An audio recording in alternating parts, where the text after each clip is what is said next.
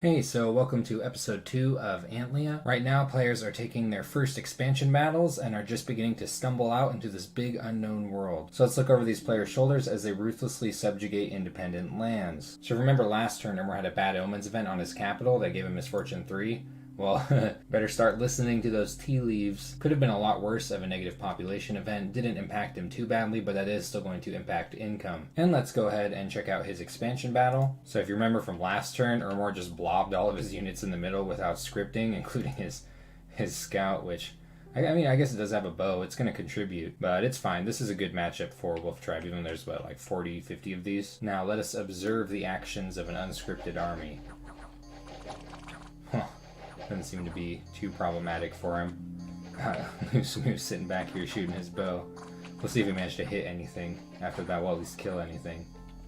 He did lose a single levy, and nope, Lucimu didn't do shit. It looks like he's no longer using his scout to enhance his expansion. He's just going to start using it to scout. Still hasn't scripted his units over here, but he has scripted this expansion party right here, which is just an H3 priest and 4 equites. Now because of the range on Syllable of Death, I'd probably want to bring him up a little more. I'm a little concerned about the distance involved. There could be units that kind of end up sneaking around these, but it'll probably be fine. I mean, these things are tough enough to expand into independence like this by themselves. And in a couple of turns, he's going to have a pretty swole expansion army, about 10 of these. That's going to be able to take on almost any independent province. Income's not looking so good over here. And look at this. Income 5. I imagine that this is the throne of death right here. That pretty sucks. This isn't probably what he wants. Probably looking for a throne of growth, throne of life or some shit. But that is a lot of death gems, so, it's not all bad. So at this pace, I'm expecting Ermor may have 3 functioning expansion parties by turn 5. And we may see another explosive expansion from an EA Ermor player, just like we did at Andromeda. And now let's peek in on Katusa's expansion battle. If you remember, he's got these on an attack rear command. Well, these are going to attack forward, and little priest hanging out in the corner scared. And I'm hoping that we're going to see some action from this whipper fella. And with the way these independents are spread, this attack rear command might actually do some damage. Let's check it out. Yeah, it's getting into these commanders pretty good. Oh, erased.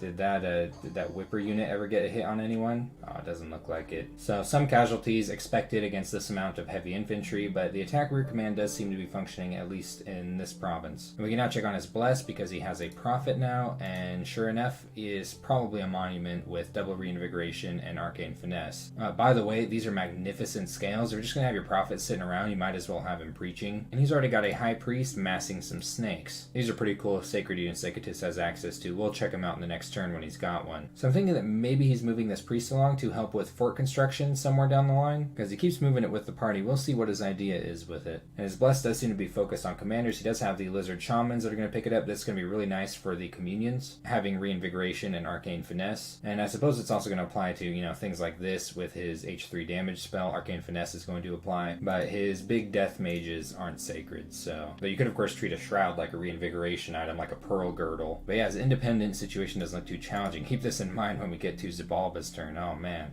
Now, Agartha has had a bit of an unpleasant turn. You remember last turn I was talking about these being a little weak to projectiles? Well, let's see it in action. You'll see the mind blasting doing some damage to these things. And it's a lot of this up here though, it's the javelins. Look at all that damage on these pale ones. And even the archers are hitting the mind blasters. So Agartha actually loses this fight. I actually didn't think Agartha was going to lose this, but to be fair, the scout report showed up like 30 or something. So I imagine this came as a bit of a surprise for Agartha as well. And just to kick someone while they're down, negative gold event on their capital. So a huge bummer for Agartha, but she's taken it in stride and already has another expansion party set up to go and try and take on these heavy infantry over here. Also honestly look a little bit intimidating to me. So hopefully she'll be able to punch through this, looking a little bit trapped here. Though it's only a matter of time before Agartha collects a critical mass of mind blasters that should be able to solve just about anything in the area other than mindless units like Vanheim. Agartha's already got some research going on. I'm presuming Conjuration 3 for powers and elementals, as well as potentially some summons. I don't have a whole lot of experience with playing Agartha. This actually looks like a pretty good use of fire gems to me, but what do I know? Like at this point I have more experience with the pale ones in Conquest of Elysium 4, This is all reminding me of playing pale ones in that game. But this looks pretty cool. Maybe this is what she's thinking about. We'll find out. I just decided to bring these up on the mod inspector real quick. These are the magma children that Agartha has access to. 5 of these for 2 fire gems? Yeah, I do that. Looks like they're a little bit vulnerable to projectiles, but they've got a fire attack, they've got a fire shield, heat aura, firepower. Agartha does have H3 scales. So yeah, these are pretty sweet. I hope that we get to see them. And now let's check out fuumaurya's expansion battle. This was against the Lizard Shaman province. So that's a decent amount of lizards. These things are fairly obnoxious, not to mention the cursing that goes on top of it. And it actually looks like he's taking a decent amount of losses here, but he does manage to rout the lizards before anything bad happens. And it looks like he lost about the equivalent to last turn's recruitment. One of the primary reasons for that being is that lizard warriors have 2 attacks, and one of them is fairly hard hitting and does piercing damage. So not something that you should take lightly. Fortunately, his prophet did avoid getting cursed, and now he's found a much more gentle target to jump into. Looks like he's continuing with javelins and is picking up another scout and another commander, probably to lead an expansion party next turn. I'm just going to take a wild guess and think he's going to go this direction. But it's also possible that he might combine after this to take on more challenging provinces, say maybe this one, which he would have to race Shiba to. And this is going to be a pretty obnoxious obstacle, at least until he gets a hold of more powerful units. For research, he's picking up a couple points of evocation. I'm presuming that the idea here is lightning bolt to help just in case, there's some problems with his neighbors early on. These Fomorian druids right here are excellent air evocationists and even have some interesting cross paths, particularly the air death one. I absolutely love air 2 mages, and I'd imagine these would be pretty useful in an early war with a bit of evocation research. And now let's check out Vanheim's battle. Let's see if these serfs rout or not. I've seen serfs rout from less than this, so the independents go right for them instead of the more defensible glamored units.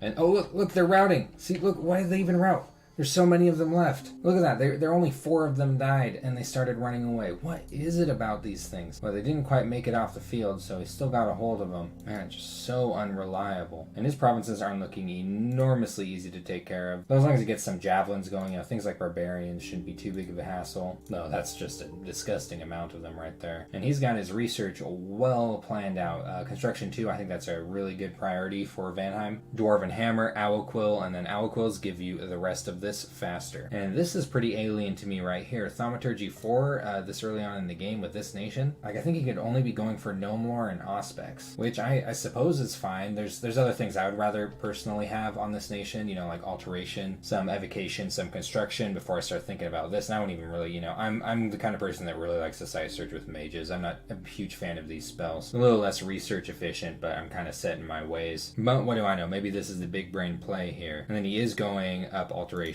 which I think is a good move, though he's going pretty high up alteration right away. They'll pick up some good stuff along the way. Lots of buffs for his thugs. Maybe he's thinking Maws of the Earth, which is actually a really good spell, but it does pull dwarves out of the lab to think about using it. And these are generally things I want sitting around the lab as often as possible. And I usually prefer lighter alteration and some evocation for stuff like this. I'm not saying that my way is like the right way or anything. I'm just kind of giving my thoughts on playing Vanheim. I have a decent amount of experience with playing Vanheim, so. But regardless, having a couple guys on research is better than what most other nations are doing in that category. So that's not really something to complain about right there. So if you remember, Yomi messaged everyone last turn, and now he's getting all these responses. It looks like everyone except Vanheim responded. I think the most interesting thing to take from Ormore's message is that he doesn't have a W key on his keyboard. But a lot of these are basically just greetings in return for Yomi's messages. Here's Agartha's extremely thematic message for those of you into this. What is this?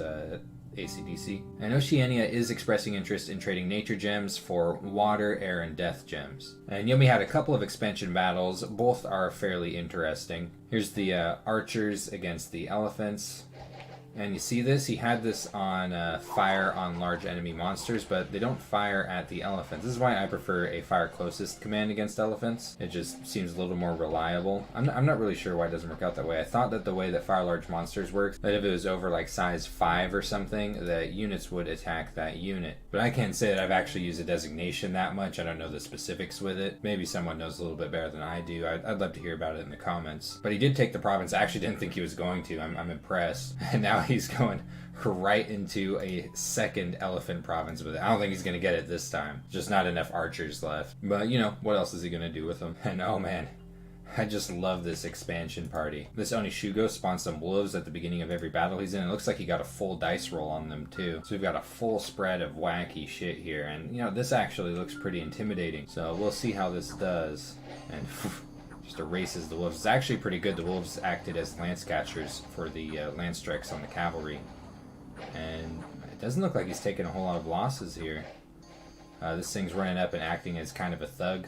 And this is a cool thing about the Oni, is that if they lose their bodies, they turn these little ethereal forms. And you have to kill this secondary ethereal form to kill the Oni. So he almost takes no losses from this. Though I think the wolf spawn from the Onishugo that caught this lance strikes on the heavy cavalry definitely helped with that. And now look, this expansion party is going to be even crazier. He's got these foul spawn coming in now. Just everything's undisciplined. Definitely the most interesting expansion party I've seen in any game so far that I've been watching. Looks like he's preparing to spam some temples to get his Oni machines running. At least I presume that's why he's nabbing this priest. But yeah, I'm thinking after this bounces off of these elephants, I mean, maybe they'll take the province. I doubt it. He'll probably only have one expansion party moving, and we'll see if the next one is as crazy as the first. He's researching Evocation 3, maybe for Magma Bolts and Shadow Bolt. Then Thaumaturgy 1. I'm not 100% sure why. Maybe for Frighten for his Oni generals. Though if that was the intention, I would think that he'd research that first, so that this would be able to use it in his expansion parties. Then Alteration 3, I'm presuming for Iron Skin for his Dione. There's a few things picked up at Enchantment 3 they might be thinking about using. Fire Shield is something that he could use with his Dione. Strength of Giants is a pretty good buff with a really big area of effect that he could be thinking about using. And Race Skeletons is like a miniature horde of skeletons that comes much earlier in the research tree. So that might be what's on his mind. And then Conjuration 3, probably for powers and elementals. Earth Power is particularly good on Dione. There are the Konoha Tengus. I'm not a huge fan of these compared to the Karasa Tengu, and that mainly has to do with the gems required for summoning them. Like, these aren't quite as mage turn efficient, but you know, nature gems aren't anywhere near as important as air gems in my opinion. And there's not an enormous difference between the two units. I actually don't really like these units in general. I don't prefer to summon these, but he might be thinking about them, so we'll see. Now, Shibalba has received a message from Oceania, and Oceania has noticed that there's a province that is in both of their cap circles, which happens fairly frequently with water nations. And Oceania is saying that it's fine if Shibalba takes it, that he's not going to contend with it, but that he wants to be able to keep the land nation that he already took, which can't see it now. It's this province right here. So here's Oceania's capital, and here's Shibalba, and here's the province in question. Now, in general, because water forts don't draw resources from land province, this would kind of be considered Shibalba's cap circle more than a water nation, at least as far as diplomacy is concerned. Like, if you're a water nation and you try to take this as your cap circle, the land nation is very unlikely would put up with it. There's some information on kind of how cap circles work. Like, really, when it comes to water nation, this is kind of his strict cap circle right here, these 4 provinces. And these, while they're technically in his cap circle, he can't draw resources from them with his fort.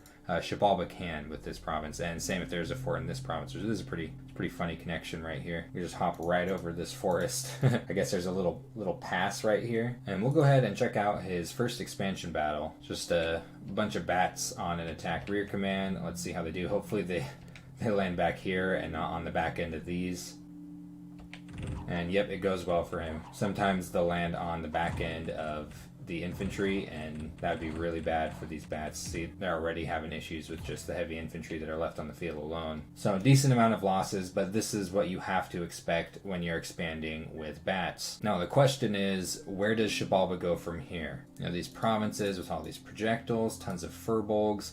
This looks really challenging to take with bats. Now he is massing up a decent amount of scorpions. He's got a few sacreds going. So see how his expansion does once he has a fatter party, but to me this looks really bad for Shibalba. Looks like he changed up his research at the last minute on his last turn, and he did hit Blood Magic 1 this turn, and he's now blood hunting his capital. Now this is going to impact his income quite significantly because his capital is going to take an unrest hit, and he'll lose quite a bit of gold in the process. But, you know, I guess he needs blood slaves. I mean, to expand like this, I'm thinking that that's what he's thinking, that he needs to get a hold of some blood slaves, maybe support his expansion with summon imps, or go a little bit higher in blood and use bind beast bats or agony. But yeah, he's got to do something because he's basically being sieged by independents right now. So it might have been a little bit different if he didn't have some of the worst independents surrounding his capital than just I think any other player in this game. But this kind of thing is at least why I personally do prefer an Awake Expander with Shibalba. Something like a Tateo Inan could just crash through provinces like these. And as you remember, Oceania had 2 expansion parties. First we'll watch the one with his Ichthysators that happened up on land. Lots of big blobs of heavy infantry in this game. So he's got these attacking forward and these on attack rear. So, I mean, these might be able to cause a rout, but it looks like it.